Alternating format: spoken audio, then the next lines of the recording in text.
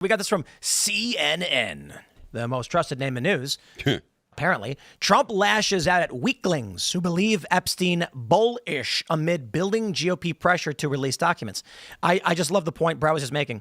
These liberals are going out being like, haha, you're in a cult. Meanwhile, literally every Trump supporter is like, Trump, what are you doing? This has been the greatest week ever to watch all of this stuff like fall down for people where you're like, look, you have to understand that people do not look at this as a cult. These people want to see this stuff. And if there's one thing that nobody is going to allow anybody a freebie on, it's the abuse of children. Yeah. So this is from Trump's Truth. He says, their new scam is what we will forever call the Jeffrey Epstein hoax, and my past supporters have bought into this bullish hook, line, and sinker, Trump wrote in a missive on Truth Social. They haven't learned their lesson and probably never will, even after being conned by the lunatic left for 8 long years. I've had more success in 6 months than perhaps any president in our country's history, and all these people want to talk about with strong prodding by the fake news and the success-starved Dems is the Jeffrey Epstein hoax. Let these weaklings continue forward and do the Democrats' work. Don't even think about talking of our incredible and unprecedented success because I don't want their support anymore. They deserve to lose seats now. They deserve it. So apocalyptic. It's so. Go ahead. I want to read this from Mike Davis. Let's be crystal clear. MAGA influencers do not have a power base separate from Trump. Their power is derivative of Trump. Trump isn't running for re-election. They need Trump a hell of a lot more than he needs them. Quote, I'll stay home in the next election. Go for it. If ever there was a temper tantrum spiraling out of control. That's exactly what I was just thinking. To burn down your goodwill. It's so emotional, that sort of and you just think, come on. Look, there really are serious things at stake. If the Dems take control of the House, then that's the end of any kind of progress legislatively. So you can't just sort of throw it all away. There's, by the way, important elections next year, including mine in California. So I would like to see an engaged and fired up base. I'd love to see California be worse. So I just think that we can't afford this kind of thing. It is very, very, it kind of feels so petulant. That particular one, it feels really petulant. This is like PR destruction. And here's the thing, this is the thing, it can be afforded because if there's one thing people will not accept, it's the abuse of children. They will lose seats. They will throw everything away if it means that these files come out and the people who abuse children are held accountable. And he cannot call it a hoax because there's a woman in jail, supposedly, that is, relevant to this entire story. So then the question is, why is she in jail if it's a hoax? Yeah, and I really agree with the people who've said, let's hear from her and let her just be. Where was she getting the kids from? Just the whole. When they say there's no third parties involved, it's like, okay, maybe you should investigate more than just her and figure out where the kids were coming from. It's not like Ghislaine Maxwell pulled children from the ether. Mm-hmm. She got them from somewhere. Yeah, I mean, the fact that people are still upset about this is directly connected to the just the heinousness of the crimes.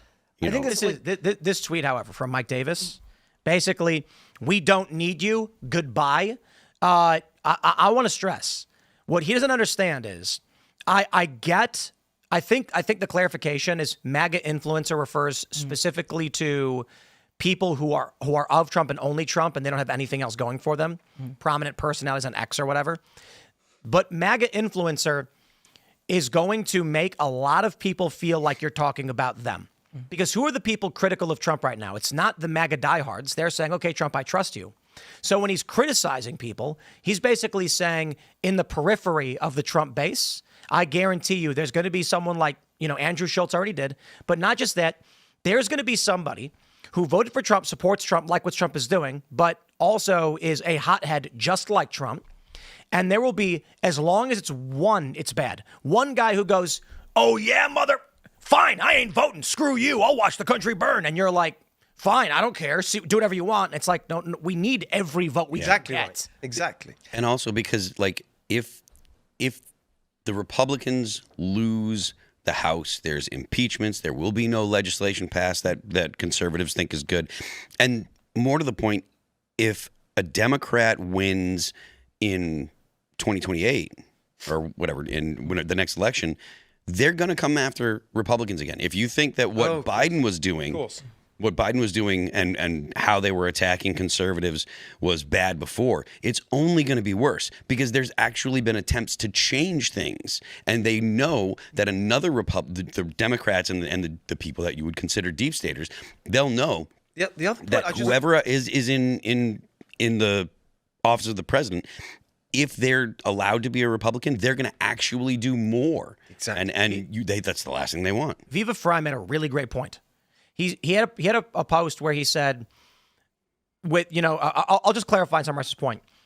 Dan and Cash came out and said, we looked at the files, Epstein killed himself.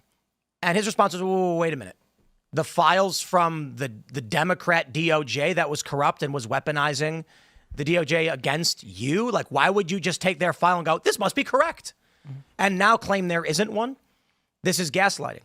I mean, maybe the argument is they got in, went through the file and said, oh, okay. And then later Trump was like, you believe that? And they went, oops, okay, I guess there's no file. You can't send a bunch of people out of the White House with binders for a photo op. Phase one. And then call it a hoax. It's like nobody's that stupid. The thing is, the weird part of this, as well as I don't understand what is holding them back from transparency, because this argument that you're seeing it from the left. Well, Trump must be in the files, and that's why. It's just, to me, so preposterous. If he was, why wouldn't they have used that against him in the past? They leaked his taxes. It's ridiculous. Yeah. The other point that's just people need to remember is that the original soft prosecution with that ridiculous plea deal or whatever, that was under Bush, 2007. And then Biden did nothing. And Epstein was arrested and put in jail when Trump was president. And also the point Charlie made, I think, today, that Trump kicked him out of Mar-a-Lago because he was so disgusted by his behavior. So the idea that Trump is implicated in this just seems ridiculous to me. So why not just be transparent? They need to be better on their messaging. This is a good tweet right here. This is from Alex Pfeiffer. He says, are you a conservative that voted for secure borders, ICE raids, and end to child mutilation, designating the cartels as terrorist organizations, DEI out of government, and the defunding of NPR? Well, President Trump is delivering on all of those issues. Congratulations. And I agree. The only issue is, why is it so antagonistic in the way you're phrasing it? The administration, this tweet was good, but he should have said something like, I understand people are upset on this issue and I understand why, but please at least consider our victories.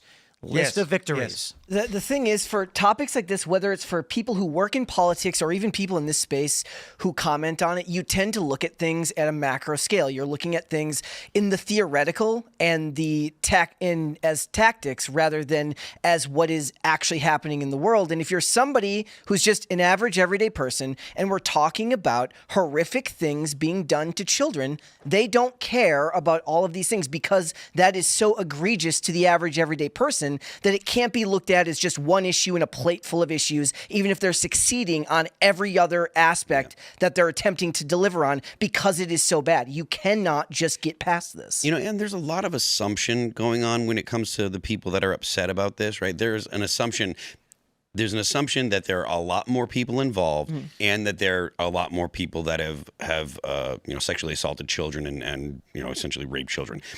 That's possible. But that's not guaranteed. We don't actually know that there's a lot more. It could have been just Epstein and what is it, Prince Andrew was his name? Prince Andrew, exactly. It could have been just those two people. Yeah. One guy.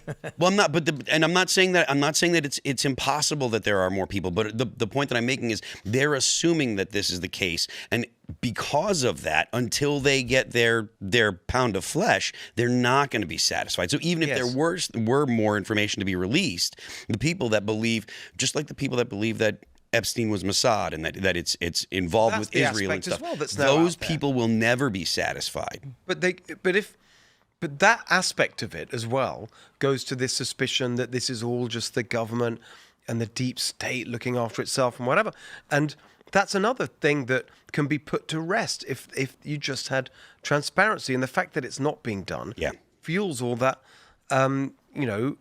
speculation. And I just think it's ridiculous that I truly don't understand. I genuinely don't understand what is the barrier. I don't either. To just being transparent. And one of the biggest rallying cries for Trump from 2016 onwards was the idea of fake news and that you are being lied to by an evil government and an evil political media apparatus that's telling you one thing and doing another. And now he is saying one thing and doing another. And that is a very, very hard thing. You can't work your way back from that. Like when you were once seen as somebody who was supposed to drain the swamp, bring people back to a world with actual functional government, even though we know that that's kind of oxymoronic in a lot of ways, you can't talk about truth and then start sidestepping your own words and have the same and expect to have the same impact on people that you had when people were first brought to the idea of fake media and evil politicians. Thanks for checking out this clip from Timcast IRL. Make sure to watch the show live Monday through Friday at 8 p.m. Subscribe to this channel, and we will see you all there.